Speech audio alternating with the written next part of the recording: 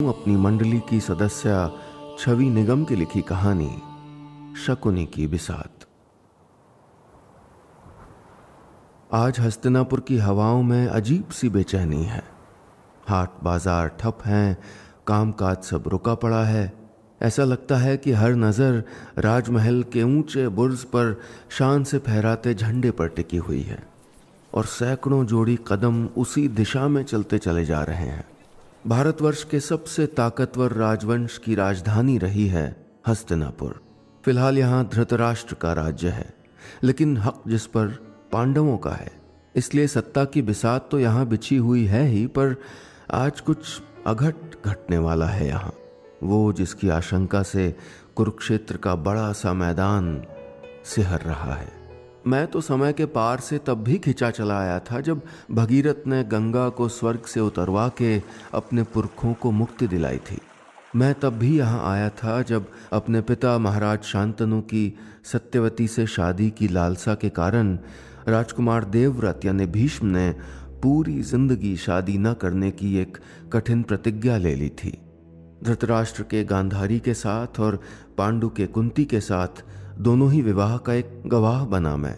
और फिर 5 पांडवों और 100 कौरवों के बचपन ने जब राजवंश की बेल को सींचा तो मेरा भी दिल ममता से भर आया था। पर आज मेरा दिल अंदर तक सहमा हुआ है। काश कहीं दूर भाग जाऊं। जो कुछ भी अनिष्ट होने जा रहा है, अगर मैं ना रोक पाऊं तो कम से कम चुपचाप उसे देखने का भागी तो न बनूं। लेकिन समय चक्र में बंधा हूं, विवश हूं, सम्मोहित सा खिंचा चला जा रहा हूं। आज महाराज धृतराष्ट्र ने इंद्रप्रस्थ से अपने भतीजों यानी 5 पांडवों को उनकी पटरानी द्रौपदी के साथ आमंत्रित किया है। दुर्योधन, दुशासन आदि उनके 100 पुत्र अपने इन चचेरे भाइयों की मेहमान नवाजी चौपड़ के खेल के जरिए कर रहे हैं। चालें तो आज चली जा रही हैं, लेकिन कूटनीति के दांव पेचों की शुरुआत तो उस दिन से जारी है जब धृतराष्ट्र और गांधारी की शादी हुई थी। कौरवों और पांडवों का, भारतवर्ष का भविष्य इस बिसात पर तय होने वाला है। खतरा यह है कि आज पासे शकुनी के हाथ में है। इसलिए यह द्यूत क्रीड़ा या खेल कोई भाईचारा नहीं, पांडवों को रास्ते से हटाने की गहरी साजिश नजर आ रहा है। मुझे आने वाले किसी भयानक युद्ध का अंदेशा हो रहा है। सुनते हैं पांडवों की बसाई हुई इंद्रप्रस्थ नगरी दुनिया में सबसे खूबसूरत जगह है। जाने की मेरी इच्छा है, पर पता नहीं क्यों ऐसा लग रहा है कि वहां मेरा जाना हो नहीं पाएगा। भीतर से कोई आवाज मुझसे कह रही है कि आज सब कुछ बदल जाएगा। रिश्ते, नाते, धर्म, अधर्म, न्याय, अन्याय, इन सब के मायने बदल जाएंगे। अपने सामने हस्तिनापुर के शानदार दरबार पर नजर दौड़ाई। यहाँ सब कुछ सुनहरा है।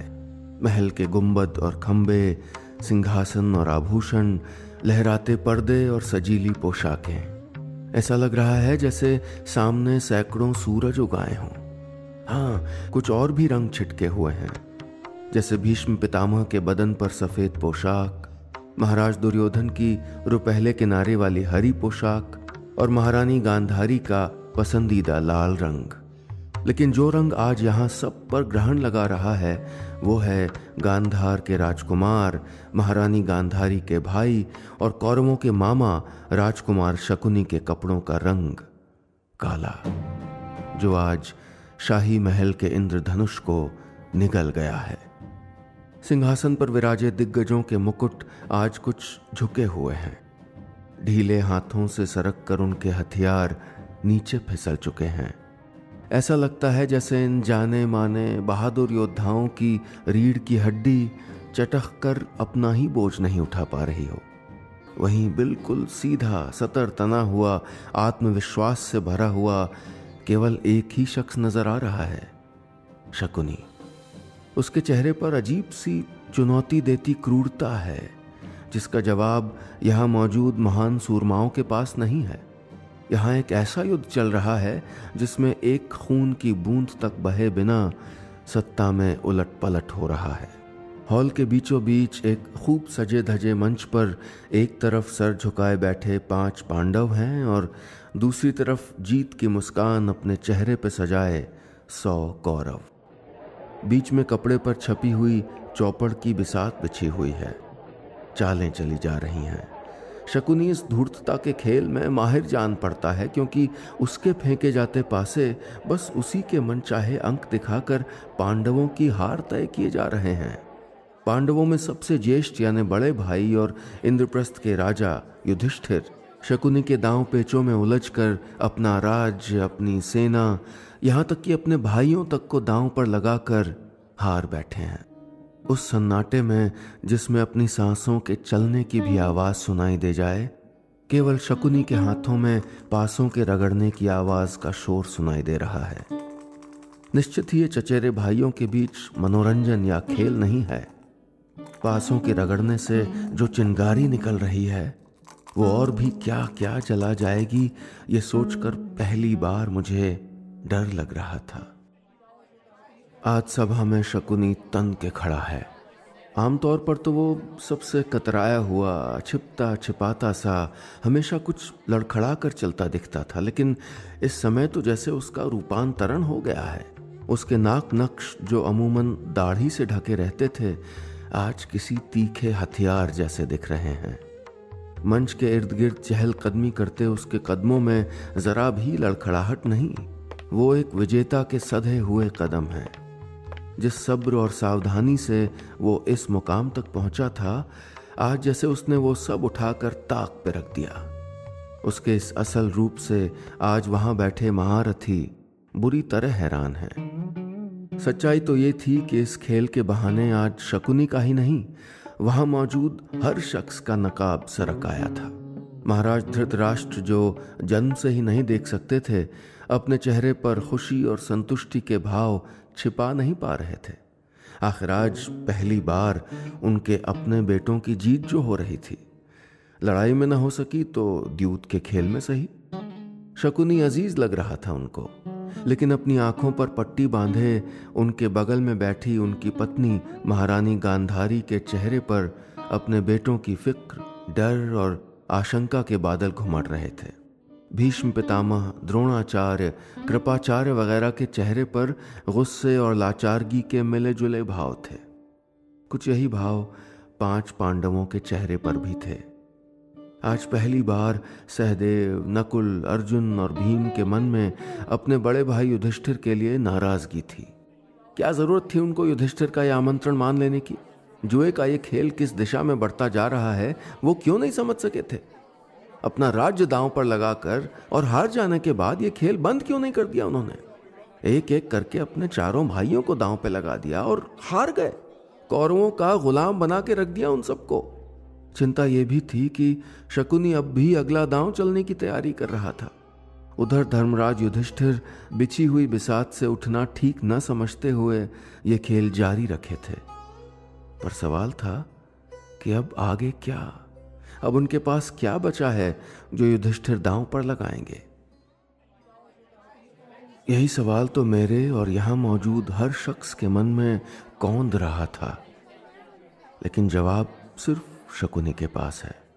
इतिहास के इन पलों का वही नायक है।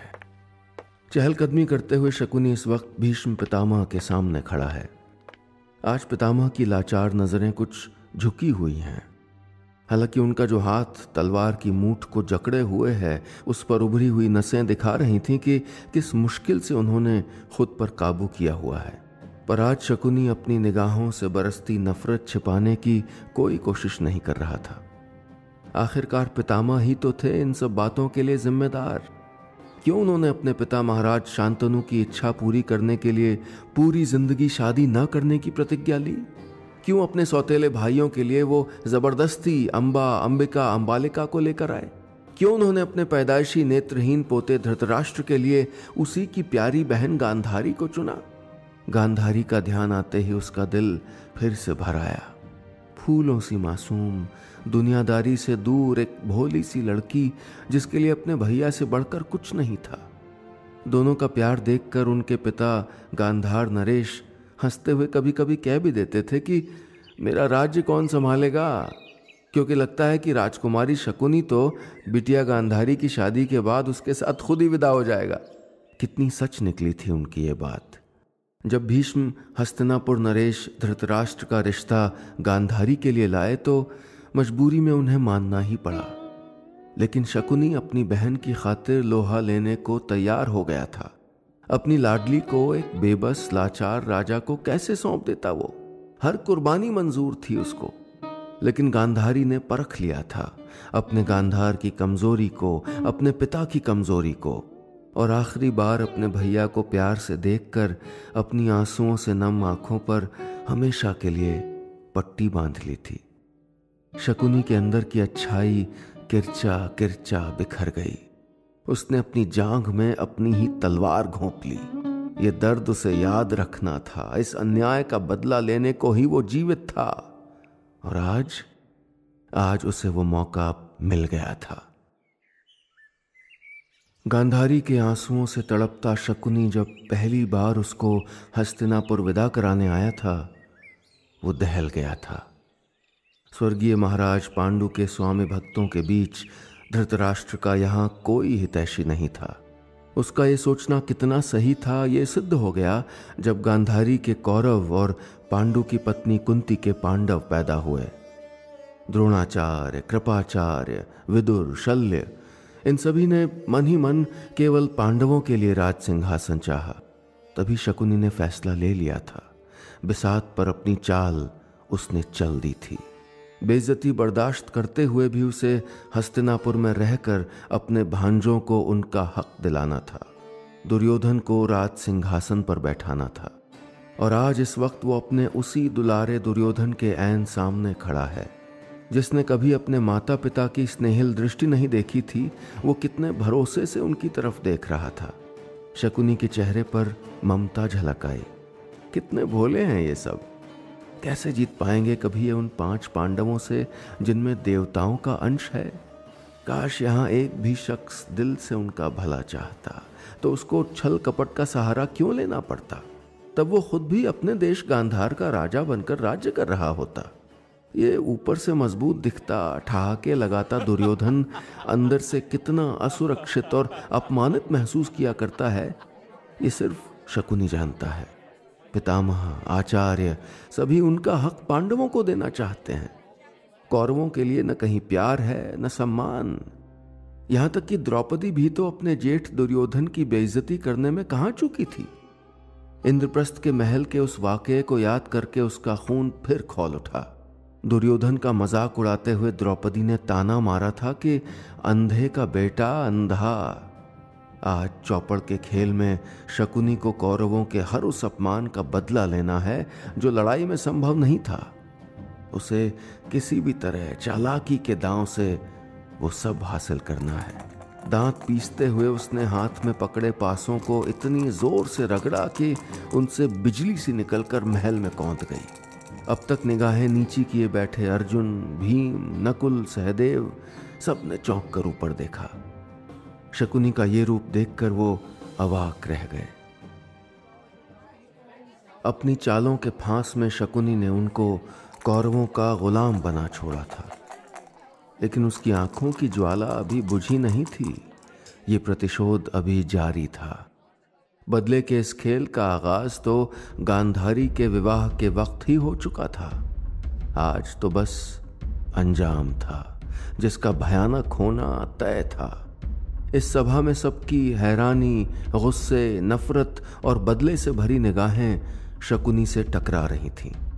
पर वो सिर्फ अपने प्यारे भांजों, अपने कौरवों को देख रहा था, जिनकी आंखों में स्नेह था, सम्मान था, अपने मामा से आस थी, भरोसा था। शकुनी के बदले का निशाना अब पांचाली या पांडवों की पत्नी द्रौपदी थी। पांडवों का मनोबल कुचलने के लिए द्रौपदी को भी निस्तेज करना जरूरी था।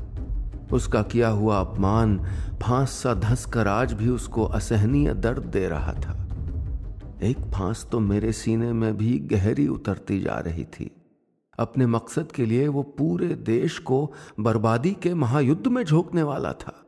मेरी सांस रुकने सी लगी। आंखों के सामने अंधेरा छा गया। हस्तिनापुर के भविष्य को भी यही दुर्भाग्य का अंधेरा ढकने वाला था। पता नहीं कितना समय बीत गया, एक अजीब सी आवाज से मुझे होश आया। दुशासन महल के अंदर से द्रौपदी के बाल मुट्ठी में भींचे हुंकार भरता सभा में खींचता ला रहा था। बेबस द्रौपदी का गुस्सा, नाराजगी, विनती, पुकार और कौरवों का अट्टहास वो आवाजें थीं जिन्होंने मेरे रोंगटे खड़े कर दिए थे। यानी अनर्थ घट चुका था। भारतवर्ष के जिस दुर्भाग्य के केवल एक डरावने ख्याल ने मेरे होश छीन लिए थे, वो तो सचमुच घट भी चुका था। शकुनी ने युधिष्ठिर को अपनी पत्नी द्रौपदी को आखिरी दांव पर लगाकर हारने को मजबूर कर दिया था। जोश से भरे दुर्योधन ने अपने भाई दुशासन से उसे किसी दासी की तरह जबरदस्ती खींच के बुलवाया था। और इस वक्त अग्नि से निकली पांचाल देश के राजा द्रुपद की बेटी, महाराजा पांडु और कुंती की बहू, प्रतापी पांडवों की पत्नी, इंद्रप्रस्थ की रानी, कृष्ण की सखी द्रौपदी यहां अपने गुरुजनों, रिश्तेदारों, सेवक सेविकाओं के बीच खुद के सम्मान को ढकने में नाकाम खड़ी थी। कृष्ण को पुकारती हुई। कहीं न कहीं उसके चीर हरण पर शकुनी का दिल भी कांपा होगा, शायद शर्मिंदगी हुई हो। पर अब कौरवों को रोकना नामुमकिन था। इस तरह राजनीति की बिसात पर शकुनी ने आज अपनी बिसात दिखा दी थी। अपनी बहन से बेतरह प्यार करने वाला शकुनी भारत के उस वक्त के सबसे बड़े साम्राज्य के विनाश की वजह बन चुका था।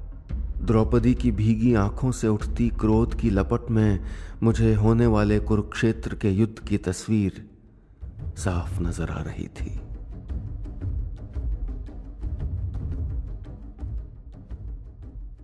दोस्तों, ये कहानी बस इतनी ही।